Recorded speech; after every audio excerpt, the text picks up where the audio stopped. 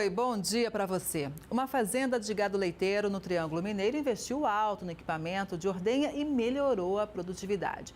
O sistema giratório custou 5 milhões de reais e, junto com o aumento na produção, trouxe também mais conforto para os animais. De cima é possível ver que cabem dezenas de animais ao mesmo tempo.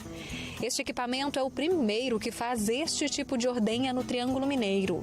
Uma plataforma circular que gira continuamente em baixa velocidade.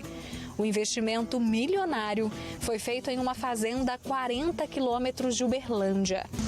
Quem nos recebe é o Ender, gerente de produção da fazenda, que trabalha por aqui há 25 anos. Ele é o responsável por nos mostrar cada detalhe da ordenha, montada há pouco mais de um ano. O maquinário foi importado em agosto do ano passado. Desde que chegou à fazenda, as vacas passaram por uma adaptação para se acostumarem com o novo equipamento. Na ordenha giratória ficam 50 vacas ao mesmo tempo, uma ao lado da outra. Cada ordenha dura em média 11 minutos. Esse procedimento é feito todos os dias, 3 vezes ao dia. A ordenha começa pela primeira vez às 4 horas da manhã, depois é repetida ao meio-dia e depois, mais uma vez, às 8 horas da noite. Aqui, as vacas são ordenhadas simultaneamente. Um grupo de animais fica separado do rebanho, aguardando para ter o leite retirado. O gado fica neste barracão, como se fosse uma sala de espera, equipada com ventiladores e mangueiras de água para manter a temperatura dos animais agradável. Logo, os animais são colocados nos postos de ordenha, um a um.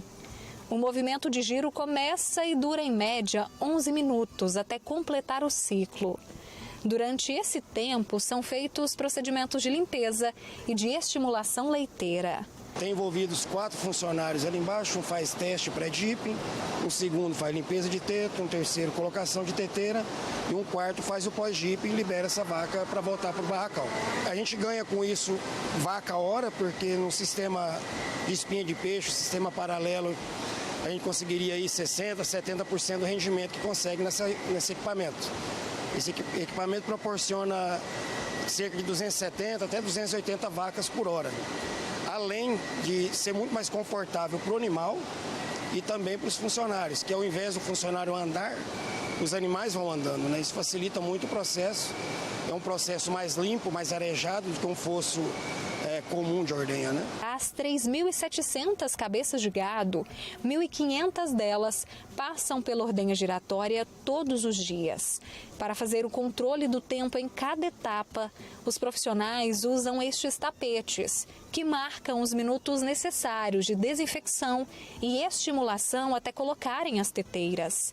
Como é um sistema giratório, e a vaca existe o tempo principalmente para a vaca estar pronta para ser ordenhada, que é a liberação da ocitocina e a vaca está esperando para ser ordenhada, você precisa posicionar os ordenhadores para contabilizar aquele tempo do giro até chegar naquele ponto. O trabalho é muito bom, né? É muito importante você estar concentrado aqui no tapete, colocar as teteiras na hora certa que a vaca ordenha bem, né? Para acompanhar o processo, todas as vacas têm um chip que fica conectado a esta tela. Nela aparecem as indicações de quando o animal sobe na plataforma, está apto para colocar as teteiras, quando começa e quando o procedimento é encerrado. Aquele chip individualiza os animais, né? Eu consigo ter todas as informações de cada animal. Produção que ele teve no dia, tempo que ele teve dentro da ordenha, em que horário ele foi ordenhado. E com isso gerar relatórios que te ajudam a gerenciar o plantel. Este recipiente que aparece abaixo de cada vaca armazena e contabiliza o leite produzido. Depois é encaminhado por este cano até os tanques. São 3 ao total que armazenam 10 mil litros de leite cada um. A produção diária na fazenda é de 47 mil litros de leite. Por isso, esses caminhões já ficam estacionados, esperando para levar a produção a uma empresa. A ordenha giratória foi responsável pelo crescimento na produção. Foi investido em torno de 5 milhões de reais nessa ordenha. Esse valor hoje já é bem maior, né? O dólar já deu uma subida. mas a gente acredita que se pague aí no médio prazo. É um investimento alto, mas ela traz benefícios tanto para o animal quanto para a eficiência da ordenha. Por que eu falo que não é para todos? Porque precisa compensar esse investimento. Então, muitas vezes é a realidade de produtores maiores, que tem maior número de cabeças e um volume acima de uns 3.000 litros de leite por dia. Quando o procedimento é finalizado, as baias são esvaziadas. Os profissionais começam 2 etapas repetidas, pelo menos 3 vezes ao dia. A limpeza e desinfecção da plataforma. Depois de tudo pronto, os animais são levados aos galpões de descanso e ficam por lá até a próxima ordenha. As cotações da soja em grão no Brasil seguem em baixa. Os números são do CPEA. O levantamento sugere que a pressão vem da menor demanda, do clima favorável, às lavouras e das expectativas de safra recorde. Conforme relatório do Departamento de Agricultura dos Estados Unidos, o Brasil deve colher quantidade recorde de 169 milhões de toneladas, volume um pouco acima do projetado pela Conab, de 162 milhões de toneladas. Vamos agora saber como foram os mercados do etanol e do açúcar cristal nos últimos dias. Desde o final de outubro, o indicador CPEA-Esalq do etanol hidratado está na casa dos R$ 2,60 o litro. O cenário de estabilidade evidencia que os valores têm tido pouca força para atingir patamares maiores no mercado spot do estado de São Paulo. Já nas usinas, os agentes seguem firmes nos preços. De acordo com o CPEA, o período foi de novas aquisições entre as distribuidoras, com volumes significativos de etanol comprados. Para as próximas semanas, a demanda deve ser aquecida. Nos últimos dias, o indicador CPEA-Esalq do etanol hidratado fechou em R$ 2,6259 o litro, pequena queda de 0,14% no comparativo com o intervalo anterior. No caso do anidro, o indicador fechou a R$ 2,9481 litro. Valor líquido de impostos sem PIS/COFINS, uma elevação de 0,65%. Já os preços do açúcar cristal oscilaram com mais força na última semana no mercado spot paulista. O cenário é resultado de negociações pontuais a valores mais baixos. Nesta época do ano, a movimentação é calma. Os valores variaram de R$ 163,10 a saca de 50 quilos no começo da semana passada para R$ 159,00 a saca dias depois. A Agência de Defesa Agropecuária da Bahia prorrogou até o dia 17 de janeiro o prazo para a declaração de rebanhos. Cerca de 70% dos criadores de bovinos no estado da Bahia já fizeram a declaração.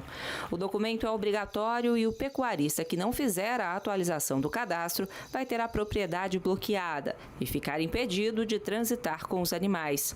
De acordo com a ADAB, a atualização substitui as etapas de vacinação contra a febre aftosa e intensifica a vigilância direcionada aos rebanhos existentes na prevenção de doenças. A Bahia é reconhecida nacionalmente como estado livre de febre aftosa sem vacinação e busca o reconhecimento internacional da Organização Mundial de Saúde Animal, o que possibilita a comercialização dos produtos pecuários em outros países. Para fazer a atualização cadastral, os produtores devem procurar os escritórios da ADAB ou via Sistema de Defesa Agropecuária da Bahia, através do site da agência. As exportações brasileiras de carne suína cresceram 15,1% em novembro. O embarque mensal é o terceiro maior da série histórica. As exportações brasileiras de carne suína, considerando todos os produtos entre in natura e processados, totalizaram 121.100 toneladas em novembro. O número é o terceiro maior já registrado na série histórica mensal do setor e supera em 15,1% o total exportado no mesmo período do ano passado. Os dados fazem parte do último levantamento da Associação Brasileira de Proteína Animal.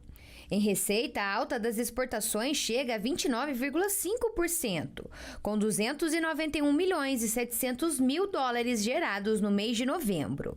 Ainda segundo dados da ABPA, de janeiro a novembro, as exportações brasileiras de carne suína totalizaram 1.243.000 toneladas, volume 11,1% maior em relação aos 11 primeiros meses de 2023. Aliás, nesses 11 meses do ano, já ultrapassamos o volume feito no ano passado, mostrando que vai se confirmar a previsão da ABPA de um crescimento ainda maior do que previsto nas exportações, graças à grande capilaridade das exportações brasileiras conquistadas nos últimos anos. O principal destino das exportações do setor, as Filipinas, importaram 28.800 toneladas em novembro. Em seguida estão China, Chile, Japão, Hong Kong e Vietnã. Santa Catarina segue como principal exportador de carne suína do Brasil, com 62.200 toneladas exportadas em novembro, número 8,7% maior do que o registrado no mesmo período do ano passado. Em seguida estão Rio Grande do Sul com 30.400 toneladas, Paraná com 16.000 toneladas, Mato Grosso com 3.200 toneladas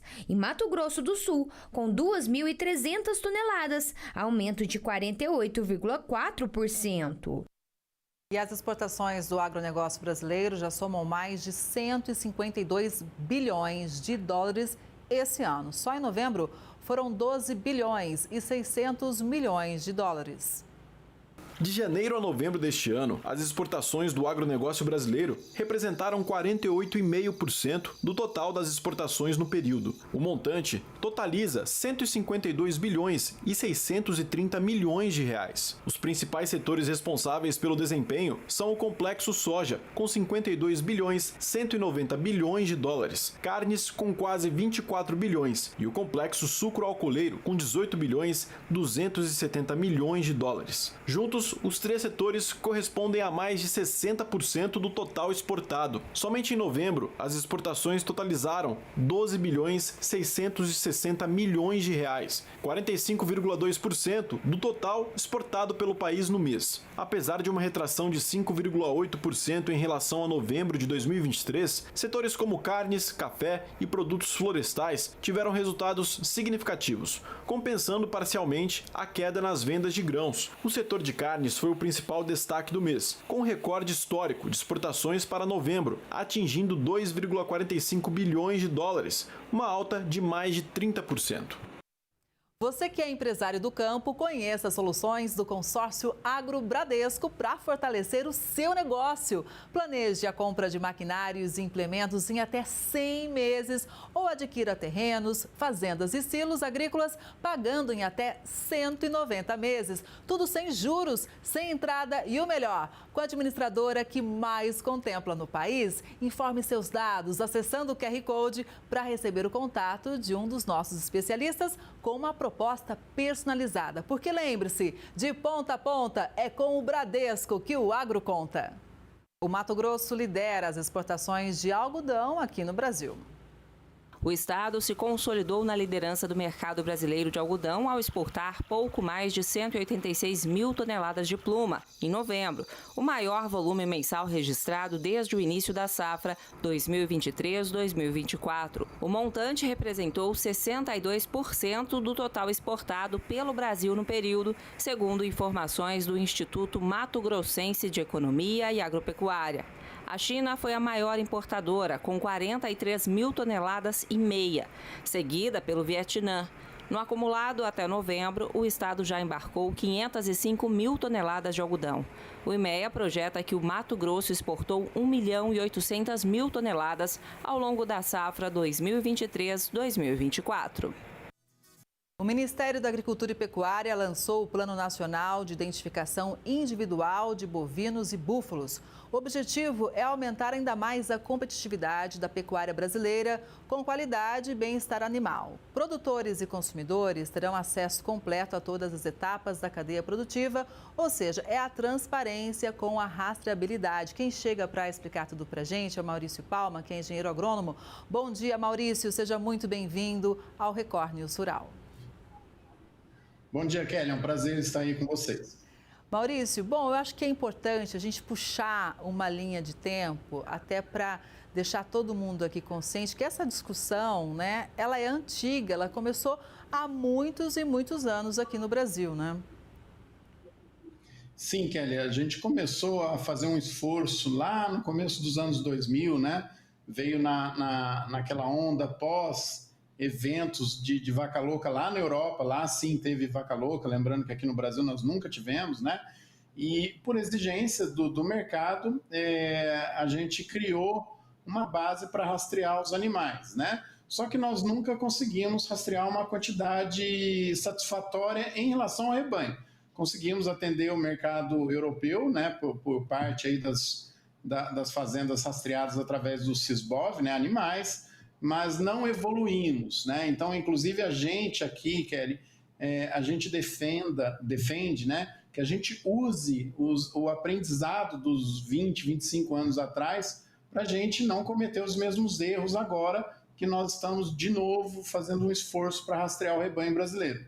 Até porque o Brasil é o maior exportador global de carne bovina, né? Somos uma grande potência, temos uma grande área, o Brasil é um país de dimensão continental, então são vários desafios, não é, Maurício?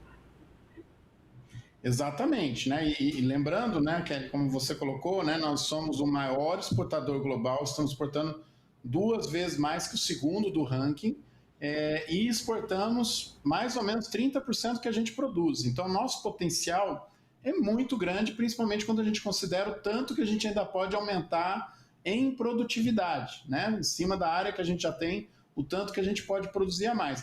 E os grandes desafios, o principal, Kelly, que eu colocaria aqui, né? Eu acho que tudo que a gente fala de agro, o nosso maior desafio, principalmente relacionado à pecuária, é a questão fundiária, a questão de documentação, tamanho dos produtores e a nossa habilidade de sensibilizar e preparar os pequenos produtores para eles participarem desse processo todo, né? Para eles entrarem dentro do cronograma estabelecido pelo Ministério, né?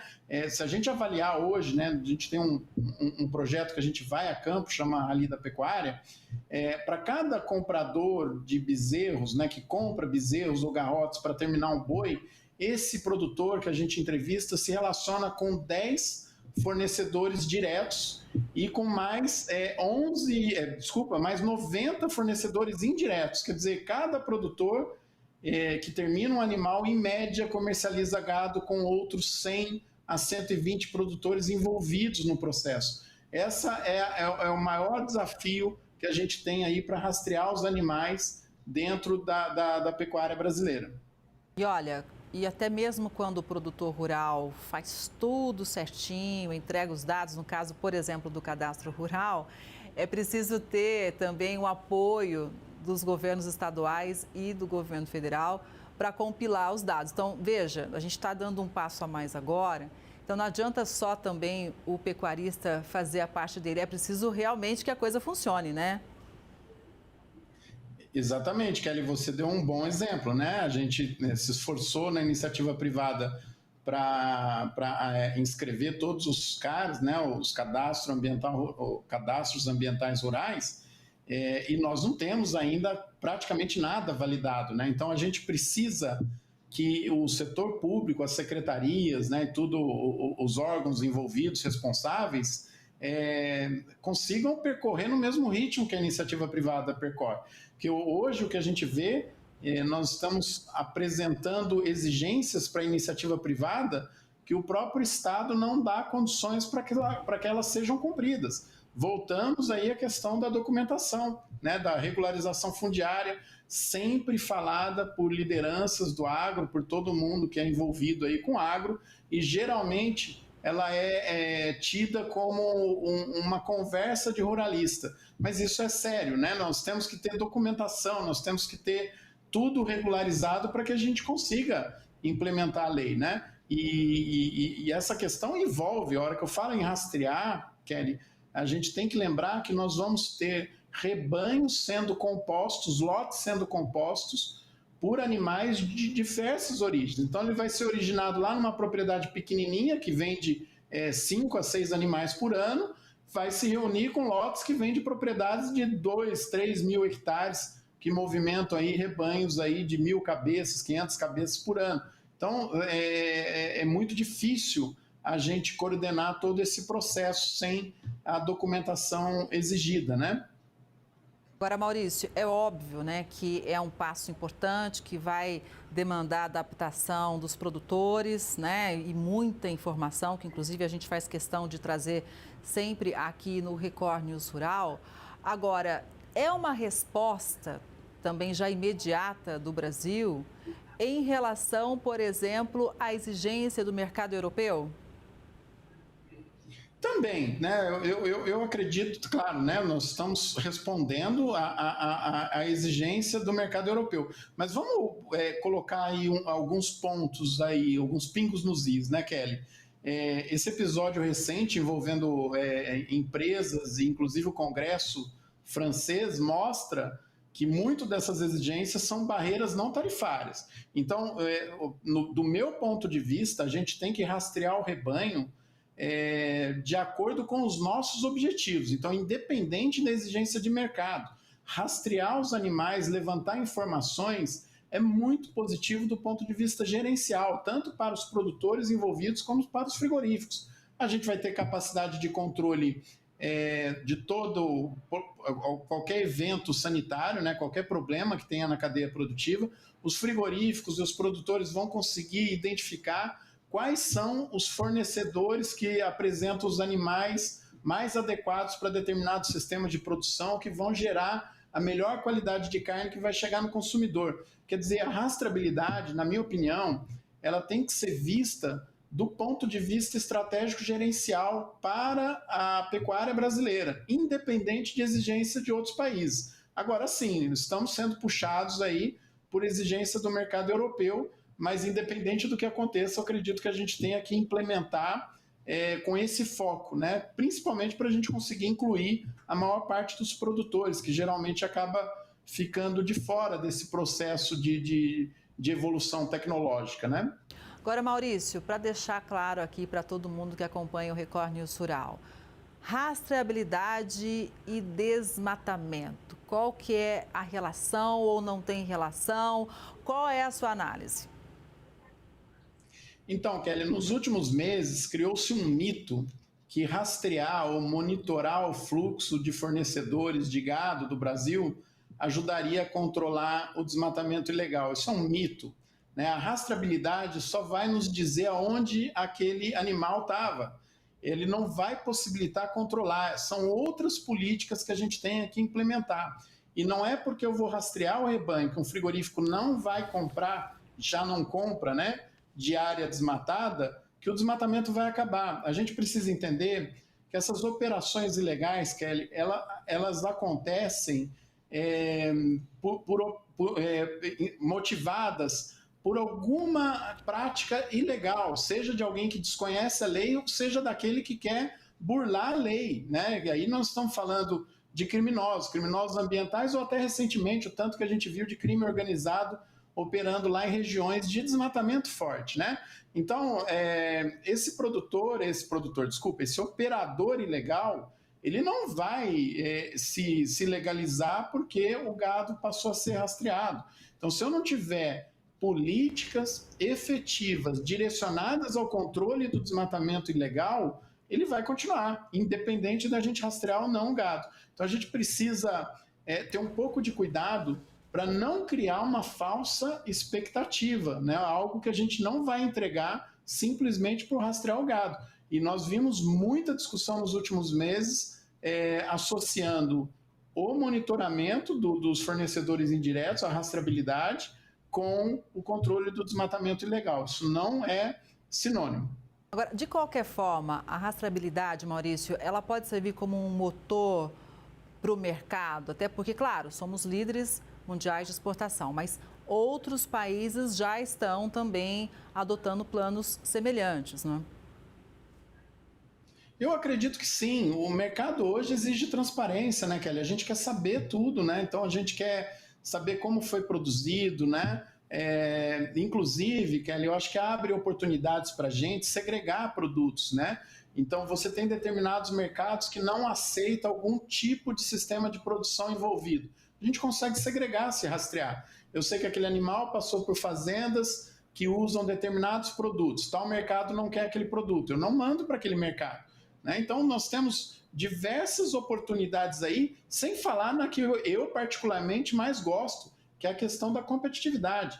A partir do momento que você tem informação rastreada, né, que você sabe identificar as vantagens de cada fornecedor de bezerro, depois de garrote e de boi gordo, a gente consegue aumentar a nossa eficiência. Então, em termos de ganho de produtividade, de eficiência zootécnica, de controle de qualidade, de padronização, a rastreabilidade é essencial. Então, os benefícios de implementar algo assim no Brasil serão enormes para a pecuária e para a sociedade como um todo, né? Lembrando, um outro estudo que a gente faz aqui, Kelly, para cada R$1 que entra nas fazendas brasileiras que vendem boi e vaca para abate, a gente tem outros R$6 circulando na economia. Então, toda vez que a gente melhora o nosso desempenho da pecuária, a gente melhora também a sociedade em volta que está envolvida com essa produção.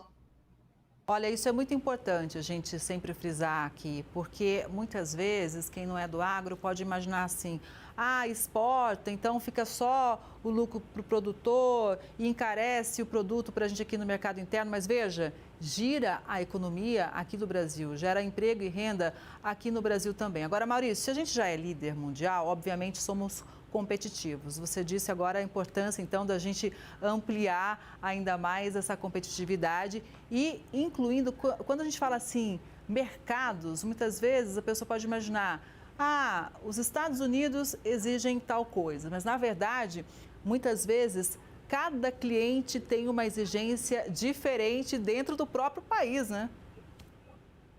Exatamente, isso vai tanto de compliance ou de produtos autorizados ou não, até preferência, né, Kelly? Então, o acabamento do animal, né, na hora que ele é produzido, que ele é abatido, tem mercados que querem com um acabamento maior de gordura, outros que querem com um acabamento menor, né, com uma quantidade menor de gordura, tem raças preferenciais, tem cruzamentos preferenciais. Então, tudo isso aumenta a nossa capacidade de atender bem os clientes. E um ponto muito interessante que você colocou aí, Kelly, é um mito dizer que a gente ser exportador atrapalha o consumidor interno. Justamente pelo estímulo que foi feito para a pecuária, né, que foi internalizado aqui pós a nossa abertura e a exportação em grandes volumes para a China de 2019 em diante, o setor respondeu estimulado para produzir mais e nós chegamos em 2024 batendo 3 recordes. Nós aumentamos a produção, chegamos no maior nível de produção de carne bovina, chegamos no maior nível de exportação de carne bovina, inclusive em novembro, nós já superamos tudo que era previsto até dezembro desse ano, que já era uma previsão otimista, e mesmo assim nós estamos disponibilizando 12% a mais de carne bovina para a população interna. Então é um combinado muito bom você estimular o setor através de exportações e o tanto que a sociedade se beneficia no longo prazo. Claro que em algum momento pode ter alguma falta de abastecimento, alguma oferta um pouco restrita em relação à demanda, mas logo no ano seguinte ou em 2 anos isso se equilibra e a gente tem um setor ofertando cada vez mais carne de melhor qualidade ainda para o mercado interno. Olha, é um setor extremamente forte, que nos orgulha muito. Agora é o momento de respirar, ter as informações para, claro, ir se adequando e como você salientou mesmo, né, Maurício, da gente se tornar cada vez mais competitivo, né? Temos sanidade, qualidade comprovada e esperamos que essas medidas venham a agregar ainda mais para a gente sempre abrir novos mercados. Maurício, foi muito bom te ouvir, contar com a sua análise. Um bom dia para você, até a próxima. Bom dia, Kelly. Prazer foi meu e obrigado pelo convite. Obrigada mais uma vez. E o Record News Rural de hoje vai ficando por aqui. Obrigada pela sua audiência. A gente se vê no próximo programa. Até lá!